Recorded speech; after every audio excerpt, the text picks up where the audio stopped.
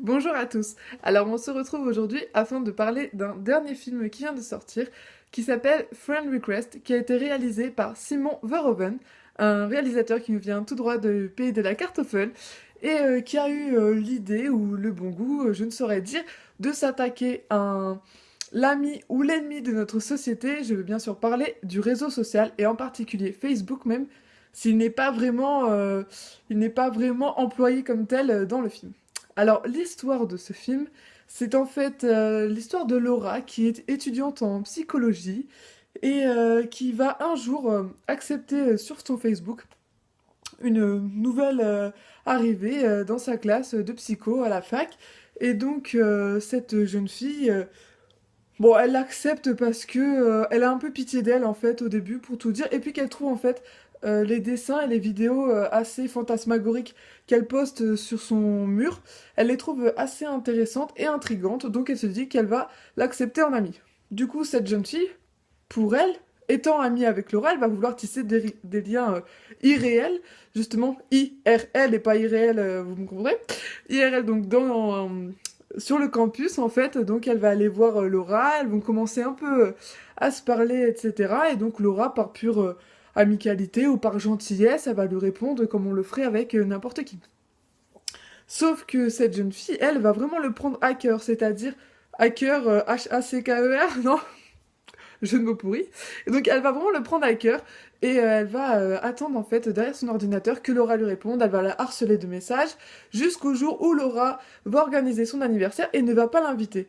Donc cette jeune fille, donc qui l'avait acceptée comme amie, Marina, elle va être vraiment offensée de cela, elle va se dire mais je ne comprends pas, tu m'as acceptée comme amie, comment ça se fait que tu ne m'invites pas à ton anniversaire si nous sommes amis? Et évidemment, Laura étant une fille très active sur les réseaux sociaux, va poster des photos de son anniversaire, ce qui va enclencher et engendrer la foudre de Marina qui va commencer en fait à exploser et à tenir des propos complètement délirants envers Laura. Donc non contente de la harceler, il va advenir quelque chose qui va du coup qui va insérer Laura dans une enquête à laquelle elle n'était pas forcément préparée. Donc le film, est-ce qu'il est bien, est-ce qu'il est pas bien? Tout dépend. Alors, déjà, dans un premier temps, personnellement, je l'ai beaucoup apprécié parce que, certes, il ne va... En fait, il y a tellement... actuellement, il y a tellement... comment dire? Une mode du bashing. C'est-à-dire que dès que quelque chose prend certains codes ou est trop à la mode, on croit très spirituel de faire une sorte de contre-culture et te dire ah mais si c'est hype à ce point-ci, nanana, c'est que c'est pas pour nous et de telle manière l'underground est devenu très mainstream, etc. Et donc, il y a une culture, par exemple, si vous avez des jeunes étudiants, si vous avez un réseau social, si vous avez une ambiance un peu au début festive, un peu trop californienne Hollywood, les gens vont se dire, ah mais c'est bon, c'est du ramassis pour adolescents, ça ne sert à rien et ça ne peut rien apporter. Or, ce film...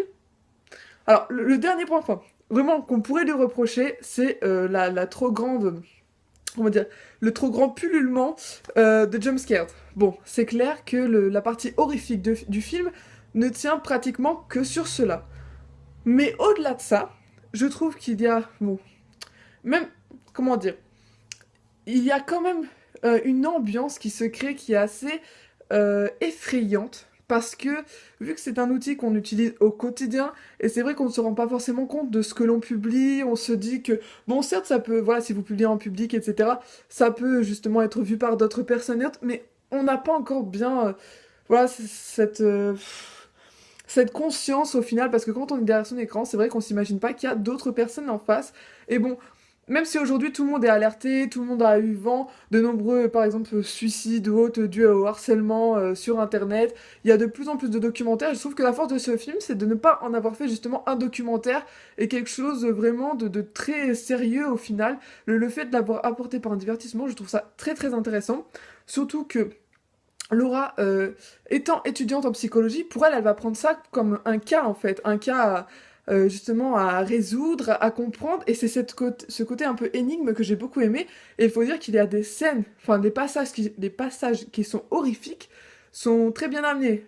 Si on met de côté en fait les jumpscares, je trouve qu'il y a quand même de très bonnes idées, même si évidemment le style horreur en fait a du mal à se renouveler. C'est vrai que ces derniers temps, il y a eu vraiment un déferlement et une grande affluence de films, notamment dernièrement Dans le Noir, etc., Don't Breathe.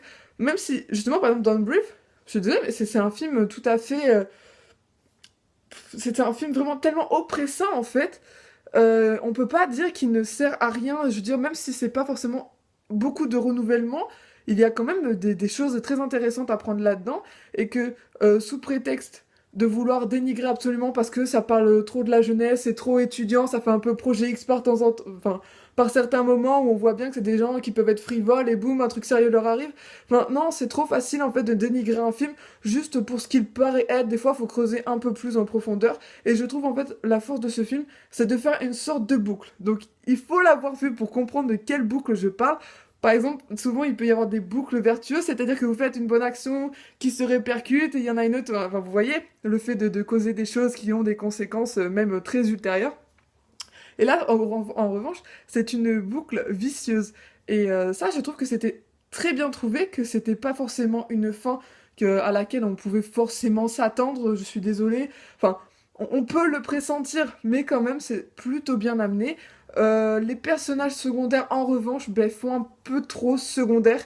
C'est-à-dire que même le petit ami de Laura ou autre, ouais, bof. Et par contre, il y a un autre point enfin, que j'aimerais soulever avec vous.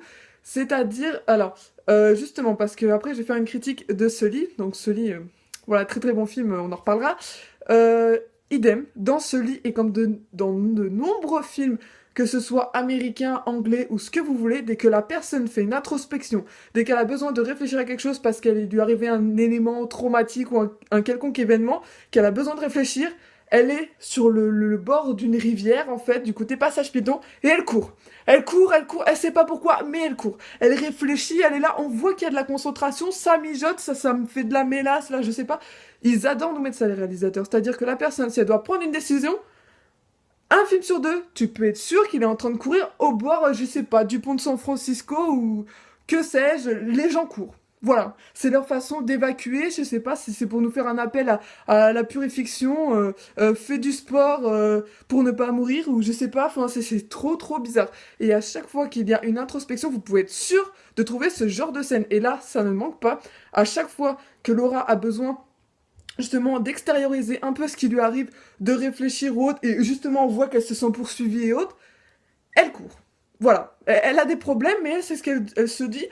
Voilà, si je cours, peut-être que je vais échapper à mes démons. Voilà, c'est cette psyché qui doit traverser les réalisateurs, et c'est régulièrement le cas, et on a souvent cela. Je prends par exemple, voilà, exemple totalement hors sujet, mais par exemple, vous prenez les livres, les romans de Guillaume Musso, à chaque fois, ces personnages, ça doit être des gens pétant la santé, c'est pas possible. Ils sont toujours en train de courir quand ils ont un dilemme. Et ça, cette mécanique, ou en tout cas cet outil un peu artificiel et qui n'est pas forcément avéré dans la vie de tous les jours. Vous allez pas me dire qu'à chaque fois qu'il vous arrive une tuile, vous chaussez vos Asics ou vos Nike ou je sais pas quoi et que vous allez courir. C'est le cas de beaucoup de gens, mais je trouve que ce ressort en fait un peu dramatique ou autre qu'on utilise, non, ça par contre il faut arrêter, essayer de le placer quand il le faut bien, mais voilà, là, vous pouvez pas nous le placer n'importe où, hop, je réfléchis donc je vais courir. Voilà, donc ça c'est le seul bémol. Mais au-delà de ça, je trouve que le film fait bien son effet, il fait bien le job, quoi. Vous pouvez pas dire que, ouais, comme quoi il fait pas le job. Certes, voilà, le côté un peu étudiant, justement, moi j'aime bien le fait qu'au début, ils s'amusent, c'est vraiment des jeunes assez superficiels, même si bon, ils font des études et autres, mais c'est des jeunes ouais, qui s'amusent, qui n'ont pas vraiment de gros soucis. Et donc c'est peut-être le fait qu'il n'ait pas de gros soucis, justement, elle s'attend pas à ce que sa nouvelle amie Facebook soit à ce point starbé et ait à ce point des problèmes.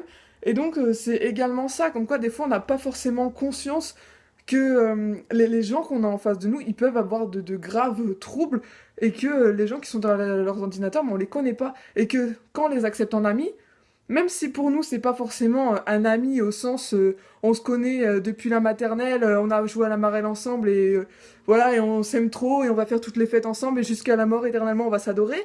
Peut-être qu'en face l'implication émotive est plus grande et donc c'est là-dessus aussi que mettait l'histoire en fait mettait le point. Et je trouve que c'était assez intéressant dans l'ensemble. Ça fait bien le job, c'est un bon divertissement. Il y a certains passages qui sont très sympathiques, notamment avec les dessins. Je trouve que les vidéos, etc., ça crée un peu ouais, un univers un peu glauque. Et que ouais, c'est assez bien amené, c'est intéressant. Et justement, esthétiquement, en fait, je trouve que les vidéos et les dessins, etc., esthétiquement, c'est quasi irréprochable. C'est à la fois effrayant et en même temps, ça montre justement une personnalité très trouble. Et le fait qu'en fait, il y ait des éléments un peu historiques qui se mêlent justement à quelque chose de très très moderne, comme un réseau social et donc comme Facebook, ça c'est très intéressant. Et par exemple, voilà, il y a une modernité qui s'inclut dans une certaine, un certain archaïsme et une certaine historicité. Et comme le fait également, par exemple, comment vous dire, il y a ces choses qui s'imbriquent, en fait, le paranormal qui rentre dans le réel, etc. Et des cas très concrets de réalisme se retrouvent juste juxtaposés, en fait, avec des scènes très très horrifiques et fantasmagoriques, comme je disais.